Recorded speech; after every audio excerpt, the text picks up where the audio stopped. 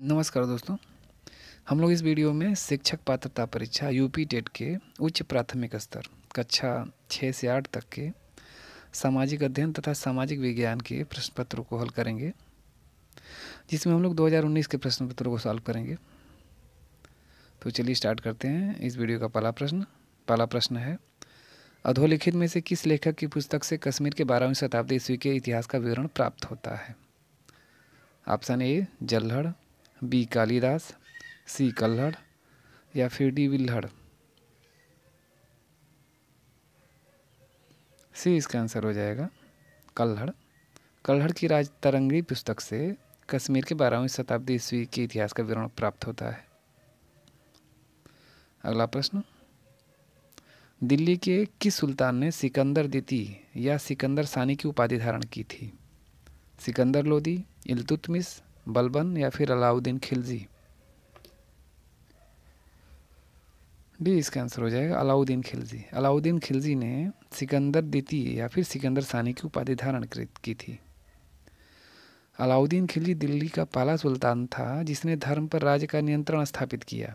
उसने सिकंदर द्वितीय या फिर सिकंदर सानी की उपाधि धारण की और उसे अपने सिक्कों पर भी अंकित करवाया।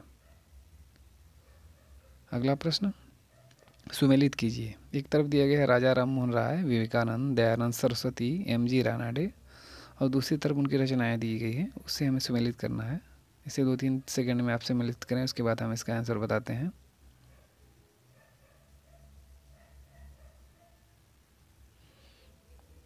बहुत सिंपल ऑप्शन दिए गए हैं। राजा राम मोहन राय ने ब्रह्म समाज की स्थापना की, विवेकानंद ने रामकृष्ण मिशन की स्थापना की और स्वामी दयानंद सरस्वती ने आर्य समाज की स्थापना की तथा एम.जी. रानाडे ने प्रार्थना समाज की स्थापना की। और इस प्रकार इसका आंसर जो है कूट मिलाएंगे तो बी इसका आंसर हो जाएगा। अगला प्रश्न देखें, निम्नलिखित में से किसे मदर ऑफ इंडियन रिवॉल्यूशन कहा जाता है? मदर ऑफ इंडियन रिवॉल्यूशन किसे कहा जाता है?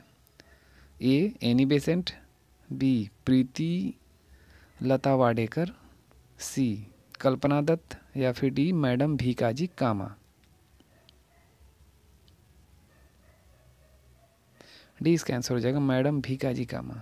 मैडम भीकाजी कामा को मदर ऑफ इंडियन रिवॉल्यूशन के नाम से जाना जाता है। नेक्स्ट, सुदर्शन झील का निर्माण किसके शासनकाल में हुआ?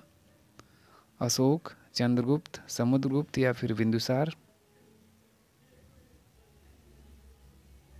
बी इसका आंसर हो जाएगा चंद्रगुप्त। सुदर्शन झील का निर्माण चंद्रगुप्त के काल में हुआ था। नेक्स्ट क्वेश्चन है, पुष्यभूति राजवंश की वंशावली अधोलिखित किस राजा के नाम से प्रारंभ होती है?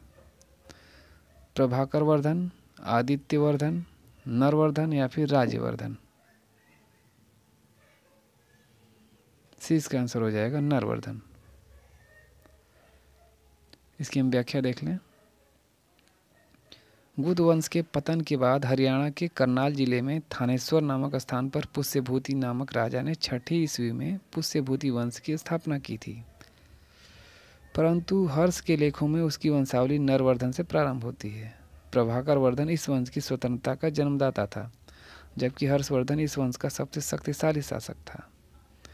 इसके विषय में हमें सूचना वाणभट्ट के ग्रंथ हर्षचरित से प्राप्त होता है या प्राप्त होती है। अगला प्रश्न देखें,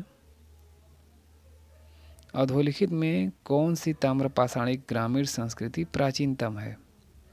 जरवे संस्कृति, मालवा संस्कृति, आहार संस्कृति या फिर कायथा संस्कृति। डी इसका आंसर हो जाएगा कायथा संस्कृति। कायथा संस्कृति इसमें सबसे प्राचीनतम है।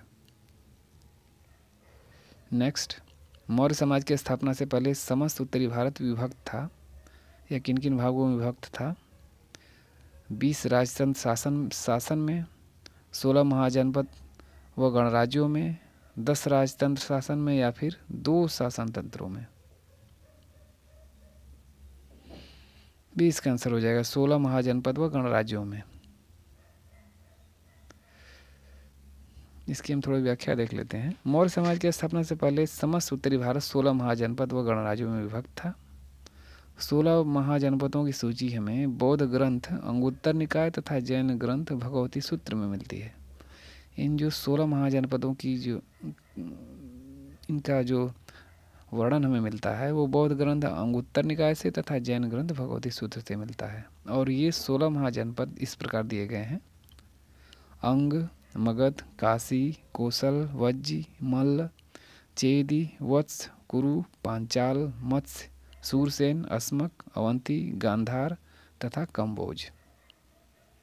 अगला प्रश्न है, आरामबाग अधोलिखित किस मुगल बादशाह ने बनवाया था? आरामबाग किसने बनवाया था? जहांगीर, बाबर, हुमायूं या फिर अकबर? हर क्वेश्चन के बाद आपको 2-3 सेकंड का समय दिया जाएगा, उसके बाद आंसर बताया जाएगा, जिससे आप पहले खुद से क्वेश्चन करें, उसके बाद आंसर देखें। 20 का आंसर हो जाएगा बाबर। आरामबाग का निर्माण बाबर ने करवाया था। अगला प्रश्न, 1916 में भारत में होम रूल आंदोलन की शुरुआत किसने की थी? जी के गोखले या जिनको हम गोपाल कृष्ण गोखले कहते हैं, बी गांधी जी, सी बीजी तिलक या फिर डी लाला लाजपत राय?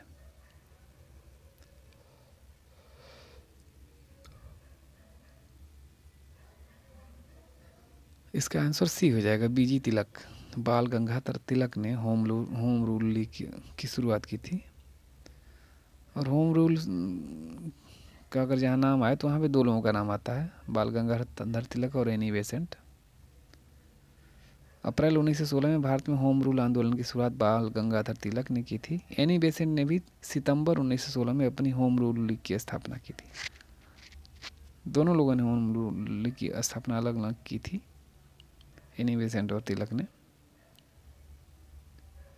अगला प्रश्न देखें, पूर्ववर्ती नदी है गोदावरी, सतलुज, गंगा या फिर यमुना? इसमें भी इसका आंसर हो जाएगा सतलुज। जो नदी है वो पूर्ववर्ती नदी है। इसकी हम व्याख्या देख लें। सतलुज नदी तिब्बत से 4555 मीटर की ऊंचाई पर मान सरोवर के निकट राक्षस ताल से निकलती है, जहाँ से इसे लागचेन खम्बाब के नाम से जाना जाता है। लागचेन खम्बाब के नाम से। भारत में प्रवेश करने से पहले यह लगभग 400 किलोमीटर तक सिंधु नदी के समांतर बहती है और रोपड़ में एक महाखड्ड से निकलती है। यह हिमालय पर्वत श्रेणी में सिपकिला से बहती हुई पंजाब के मैदान में प्रवेश करती है और यह इस प्रकार यह पूर्ववर्ती नदी है। नेक्स्ट, पृथ्वी के बाह्य परत को कहते हैं या क्या कहते हैं? पपड़ी या क्रस्ट, स्थलमंडल, जलमंडल या क्षोभमंडल? इस सिंपल क्वेश्चन है, इसका आंसर पपड़ी या क्रस्ट हो जाएगा। पृथ्वी की बाह्य परत को क्रस्ट कहते हैं। इसकी थोड़ी व्याख्या देख लें। पृथ्वी के अंदर के हिस्से को 3 भागों में बांटा गया है। परपटी जिसको क्रस्ट कहते हैं, दूसरा है मेंटल, तीसरा है कोर, अर्थात क्रस्ट, मेंटल, कोर, ये पृथ्वी के 3 भाग हैं। नेक्स्ट, निम्नलिखित में से कौन सी गर्म धारा है? क्यूरोसियो धारा, कुराइल धारा, कनारी धारा या फिर लैब्राडोर? ये इसका आंसर हो जाए क्यूरोसियो धारा। क्यूरोसियो धारा गर्म जल धारा है। नेक्स्ट, निम्नलिखित में से कौन सा परिवहन का सबसे सस्ता साधन है? सड़क परिवहन, वायु परिवहन, जल परिवहन या फिर रेल परिवहन? सिंपल क्वेश्चन है, इसका आंसर सी हो जाएगा, जल परिवहन का सबसे सस्ता साधन है। नेक्स्ट, गोदावरी नदी निकलती है अमरकंटक से, महाबलेश्वर से, नासिक से या फिर बैतूल से? इसका आंसर हो जाएगा नासिक से। गोदावरी नदी नासिक से निकलती है। नेक्स्ट, स्वेज नहर जोड़ती है या स्वेज नहर किसे जोड़ती है? भूमध्य सागर को लाल सागर से, भूमध्य सागर को अरब सागर से, भूमध्य सागर को अटलांटिक महासागर से या फिर लाल सागर को अरब सागर से जोड़ती है? ए इसका आंसर हो जाएगा। भूमध्य सागर को लाल सागर से जोड़ती है सुएज नहर। नेक्स्ट, निम्नलिखित में से कौन से ताप व्युत्क्रमण के लिए आदर्श स्थितियां हैं? यहाँ 3 विकल्प दिया गया है। पहला है बादल युक्त आकाश, बी है शांत एवं स्थिर वायु, सी है लंबे ग्रीष्मकालीन दिन।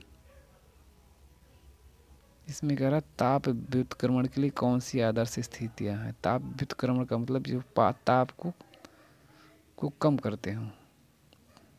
यहाँ पे 4 विकल्प दिए गए हैं।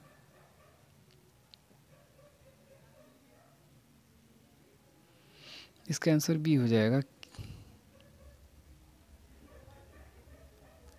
बी में कह रहा है केवल बी ऑप्शन, शांत एवं स्थिर वायु। इसकी हम व्याख्या देख लें। ताप व्युत्क्रमण विशेष परिस्थितियों में ऊंचाई के साथ तापमान में होने वाली गिरावट की सामान्य प्रवृत्ति की विपरीत स्थिति को बताता है। दीर्घकालीन रात, स्वच्छ आकाश, वायु की मंद गति तथा हिम आच्छादित धरातलीय सतह भी ताप व्युत्क्रमण के लिए आदर्श स्थिति पैदा करती हैं। ये यदि चारों स्थितियाँ आती हैं तो तापमान में गिरावट आता है।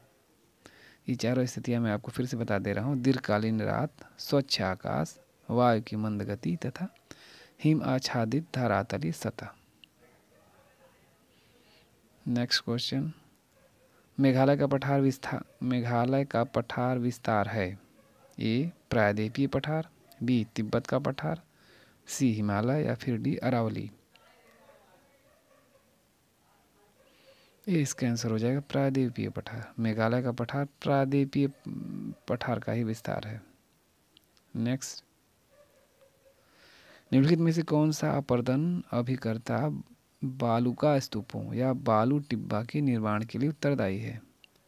पवन, नदी, हिम नदी या भूमिगत जल। ये इसका आंसर हो जाएगा पवन। नेक्स्ट, निम्नलिखित में से कौन सी पृथ्वी के वायुमंडल की सबसे निचली परत है? ए तापमंडल, क्षोभ मंडल, मध्य मंडल या फिर समताप मंडल। सिंपल क्वेश्चन है। बी इसका आंसर हो जाएगा क्षोभ मंडल। नेक्स्ट, हमारे संविधान में मूल कर्तव्य कब लाया गया?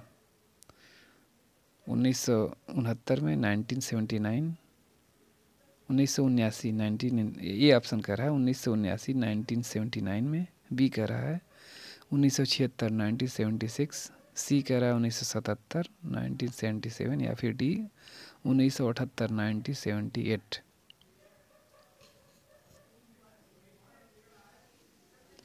बी इसका आंसर हो जाएगा 1976 में। हमारे संविधान में मूल कर्तव्य जो है 1976 में लाया गया। इसकी हम व्याख्या देखें। भारतीय संविधान में भाग 4A के तहत अनुच्छेद 51A जोड़कर इसके अंतर्गत नागरिकों के 10 मूल कर्तव्यों को 42वें संविधान संशोधन 1976 द्वारा शामिल किया गया था, जो कि स्वर्ण सिंह समिति की संस्तुतियों पर आधारित था। ध्यातव्य है कि 1966वें संवैधानिक संशोधन 2002 के द्वारा 11वें मूल कर्तव्य को संविधान में स्थापित किया गया है। नेक्स्ट, सर्वप्रथम पंचायती राज का गठन किस वर्ष हुआ? 1987, 1972, 1968 या फिर 1959, 1959। डी इसका आंसर हो जाएगा 1959, 1959। सर्वप्रथम पंचायती राज का गठन राजस्थान के नागौर जिले से किया गया, जिसका उद्घाटन तत्कालीन प्रधानमंत्री पंडित जवाहरलाल नेहरू ने 2 अक्टूबर 1959 को किया, 1959 को।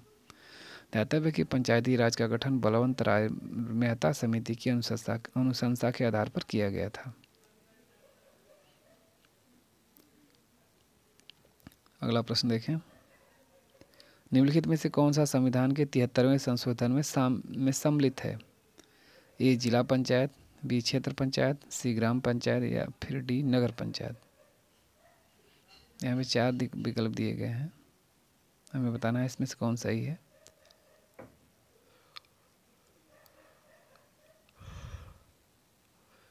इसका आंसर डी हो जाएगा। ए, बी और सी तीन सही हैं। नगर पंचायत इसमें नहीं होगा। जिला पंचायत, क्षेत्र पंचायत और ग्राम पंचायत ये 73वें संविधान संशोधन के द्वारा शामिल किया गया था पंचायती राज में। बाकी नगर पंचायत इसके अंतर्गत नहीं आता है। इसकी हम व्याख्या देख लें। 73वें संविधान संशोधन के अंतर्गत त्रिस्तरीय व्यवस्था को स्वीकार किया गया। ग्राम स्तर पर ग्राम पंचायत, खंड स्तर पर क्षेत्र पंचायत या पंचायत समिति तथा जिला स्तर पर जिला पंचायत या जिला परिषद का प्रावधान किया गया। जबकि 74वें संविधान संशोधन के तहत शहरी स्थानीय निकायों, नगर पंचायत, नगर पालिका परिषद तथा नगर निगम का प्रावधान किया गया। तो ये जो नगर, यहाँ पे हमें जो विकल्प दिया गया है, यहाँ पे चौथा नगर निगम, ये 74वें संविधान संशोधन के अंतर्गत शामिल किया गया। नेक्स्ट, भारतीय संविधान के अनुसार निम्न में से किसे अवशिष्ट शक्तियाँ प्रदान की गई हैं?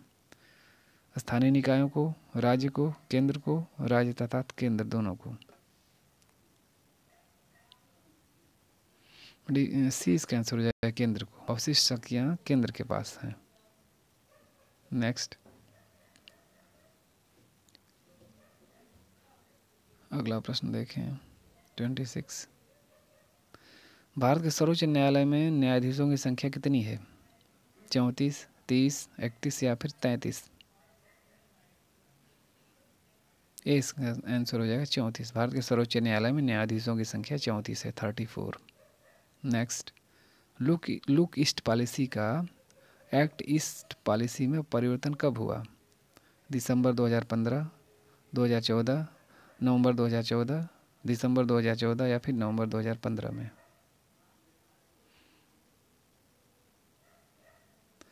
बी इसका आंसर हो जाएगा नवंबर 2014 में लुक ईस्ट पॉलिसी का एक्ट ईस्ट पॉलिसी में परिवर्तन हुआ। भारत की लुक ईस्ट पॉलिसी वर्ष 1992 में तत्कालीन प्रधानमंत्री पीवी नरसिम्हा राव द्वारा प्रतिपादित की गई थी, जो दक्षिण पूर्व एशिया के संदर्भ में की गई थी। प्रधानमंत्री नरेंद्र मोदी ने नवंबर 2014 में लुक ईस्ट पॉलिसी को एक्ट ईस्ट पॉलिसी के रूप में आगे बढ़ाया। नेक्स्ट, उत्तर प्रदेश जमींदारी उन्मूलन और भूमि सुधार अधिनियम 1950 अंतर्निहित है 12वीं अनुसूची में, 9वीं अनुसूची में, 10वीं अनुसूची में या फिर 11वीं अनुसूची में? बी इसका आंसर हो जाएगा 9वीं अनुसूची में।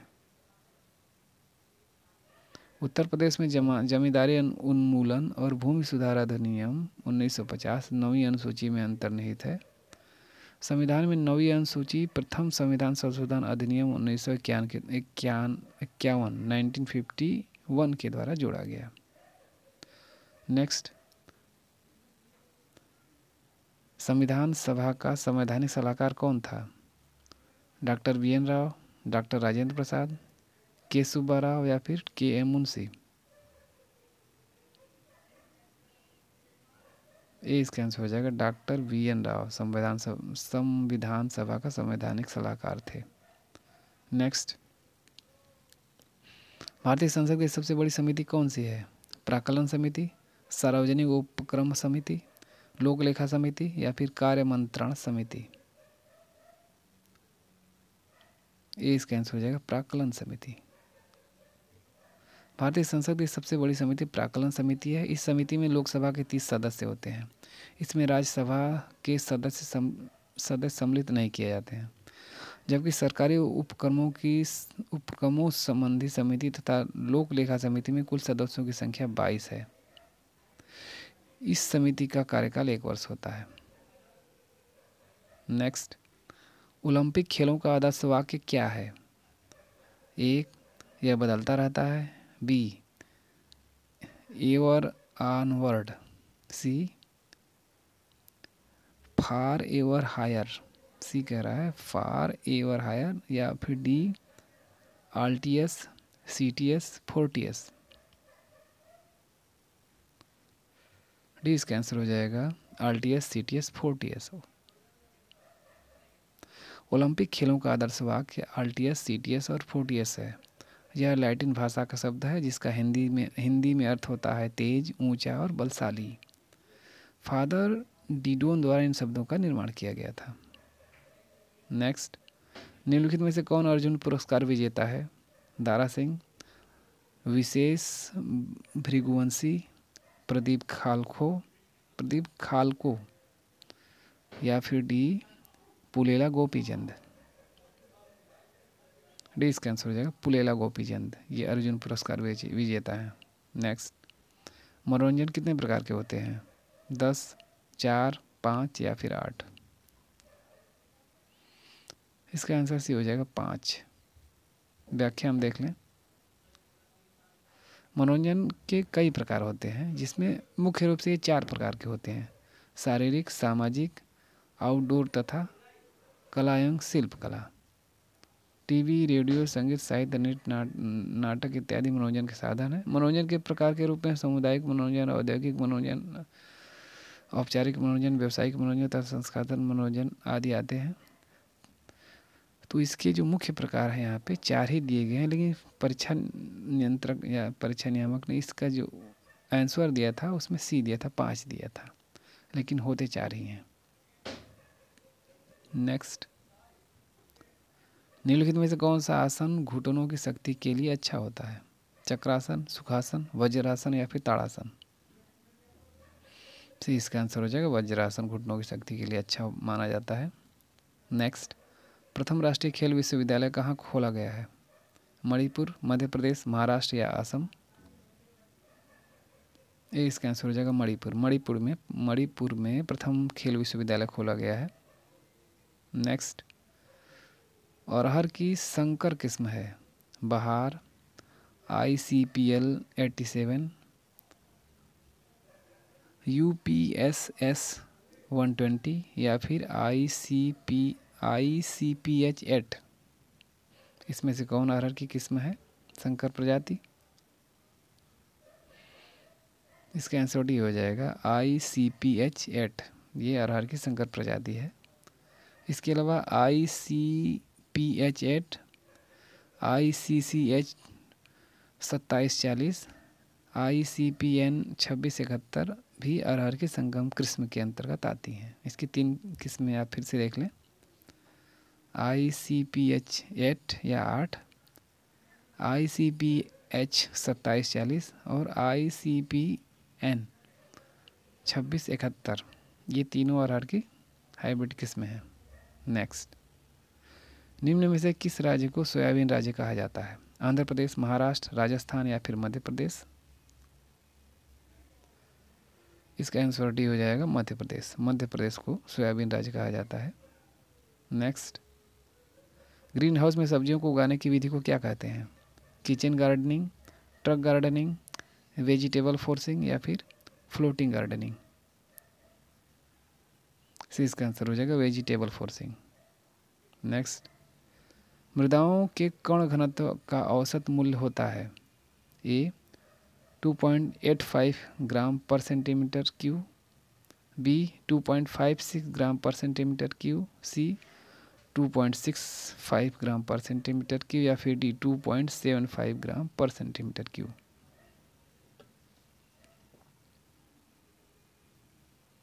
सी इसका आंसर हो जाएगा 2.65 ग्राम पर सेंटीमीटर क्यूब। 2.65 ग्राम प्रति सेंटीमीटर क्यूब होता है मृदाओं के कण घनत्व का औसत मूल्य।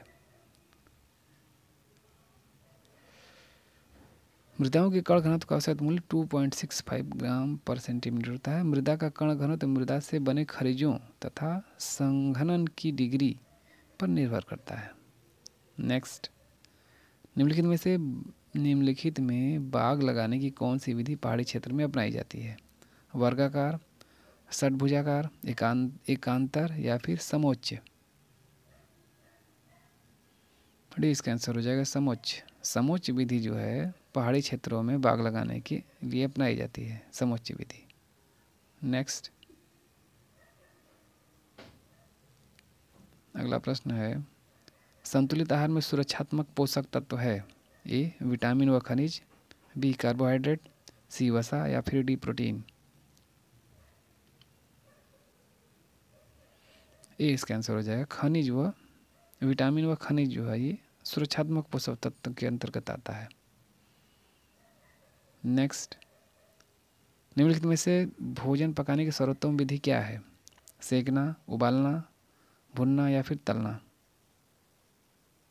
बी इसका आंसर हो जाएगा उबालना। भोजन पकाने की सर्वोत्तम विधि उबालना है। नेक्स्ट,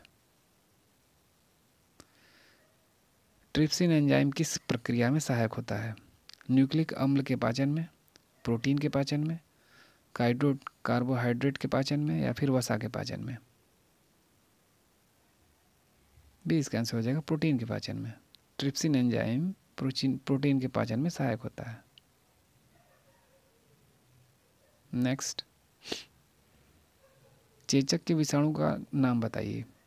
बैसिलस टाइफोसस, वेरियोला वायरस, एंट अमीबा हिस्टोलिटिका या फिर विब्रियो कालेरी?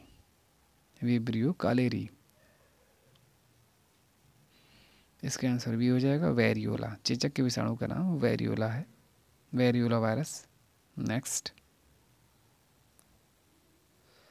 सेफर विधि का प्रयोग किया जाता है टांग की हड्डी टूटने पर, रोगी के पानी में डूबने पर, पसली की हड्डी टूटने पर या फिर सामान्य मुरझाने पर? भी इसका आंसर हो जाएगा रोगी के पानी में डूबने पर सेफर विधि का प्रयोग किया जाता है। नेक्स्ट, संपोषणी विकास के संकल्पना की व्याख्या सर्वप्रथम किस में की गई है? प्रथम पृथ्वी सम्मेलन रिपोर्ट में, मानव विकास रिपोर्ट में, विश्व विकास रिपोर्ट में या फिर ब्रुटलैंड कमीशन रिपोर्ट में?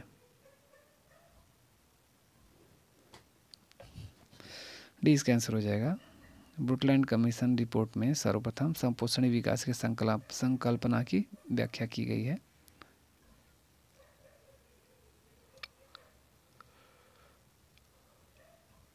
नेक्स्ट, निम्न में से किसे भारत का राष्ट्रीय जलीय जीव कहा जाता है? कछुआ, घड़ियाल, मगर या फिर डॉल्फिन गैंगेटिका? डॉल्फिन गैंगेटिका। इसका आंसर हो जाएगा डॉल्फिन गैंगेटिका को भारत का राष्ट्रीय जलीय जीव कहा जाता है। नेक्स्ट, किस वर्ष वन संरक्षण अधिनियम पारित किया गया? 1980, 1988, 1986 या फिर 1990? इसका आंसर हो जाएगा ए 1980। 1980 में वन संरक्षण अधिनियम पारित किया गया था।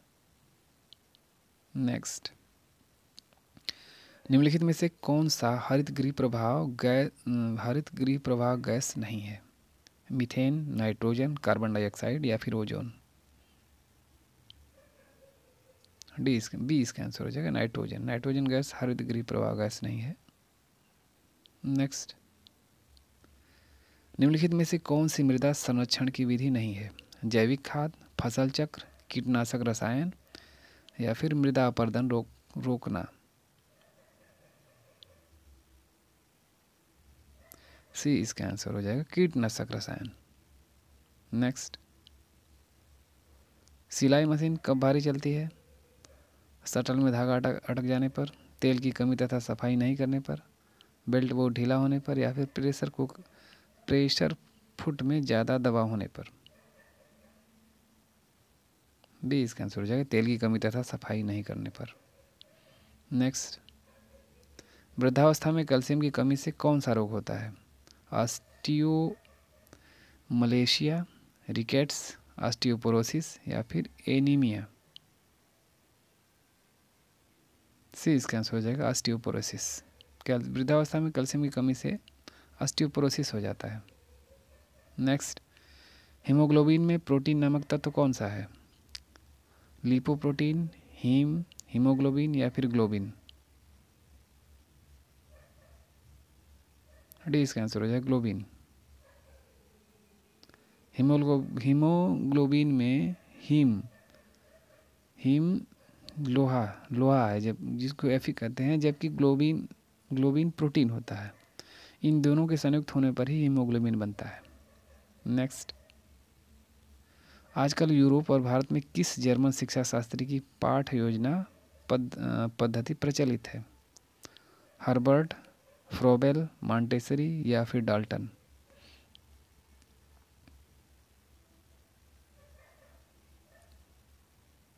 ये इसका आंसर है हर्बर्ट।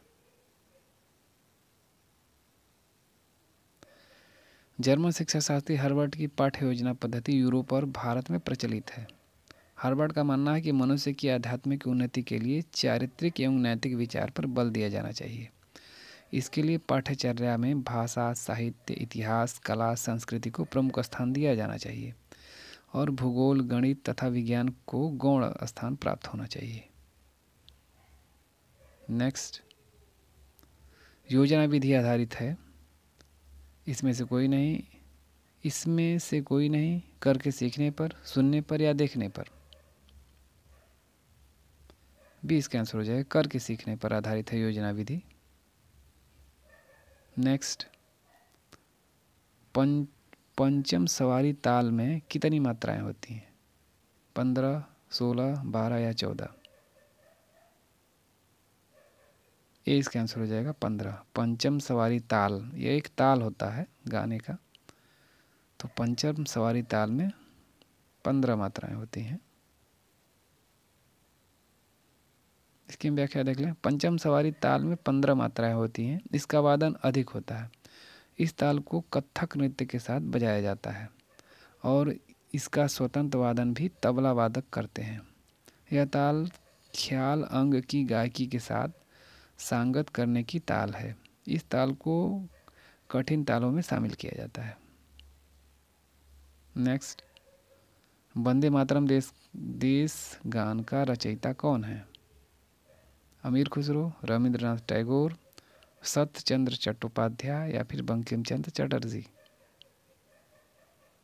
ये इसका आंसर है बंकिम चंद्र चटर्जी। वंदे मातरम देश गान के रचयिता हैं। ये राष्ट्रीय गीत की श्रेणी में रखा गया इसे। नेक्स्ट क्वेश्चन है, राग भैरव का गायन समय क्या है? रात्रि, प्रातःकाल, दोपहर या सायंकाल? बी इसका आंसर हो जाएगा प्रातःकाल। राग भैरव का गायन समय प्रातःकाल माना जाता है। नेक्स्ट, सामान्य मृदा में कार्बन नाइट्रोजन का अनुपात होता है 20:1, 5:1, 10:1 या 15:1? सी इसका आंसर हो जाएगा 10:1। सामान्य मृदा में कार्बन और नाइट्रोजन का जो अनुपात होता है वो 10:1 का होता है। नेक्स्ट, और इस वीडियो का अंतिम प्रश्न है लास्ट, विशिष्ट मृदा में मृदा वर्ग कणों के सापेक्षिक अनुपात को कहते हैं या क्या कहते हैं? मृदा समूह, मृदा समुच्चय, मृदा संरचना या मृदा कणाकार? इसका आंसर हो जाएगा मृदा कणाकार। मृदा कणाकार विशिष्ट मृदा में मृदा वर्ग कणों के सापेक्षिक अनुपात को व्यक्त करता है। मृदा कणाकार को मृदा गठन के नाम से जाना जाता है। मृदा 3 प्रकार के कणों, बालू, सिल्ट, मृत्तिका तथा विभिन्न मात्रा में आपसी जुड़ाव या संबंध मृदा का गठन कहलाता है। अतः इसमें मुख्य रूप से जो कण होते हैं 3 होते हैं, बालू, सिल्ट तथा मृत्तिका। इनसे मिल करके मृदा कणाकार का निर्माण होता है। इस प्रकार इस वीडियो का लास्ट क्वेश्चन था। अगर वीडियो पसंद आए तो इसे लाइक और शेयर जरूर करें तथा हमारे इस चैनल को सब्सक्राइब कर लें और बेल आइकन की घंटी को भी प्रेस कर लें, जिससे मेरी आने वाली हर वीडियो की नोटिफिकेशन आपको तुरंत मिले।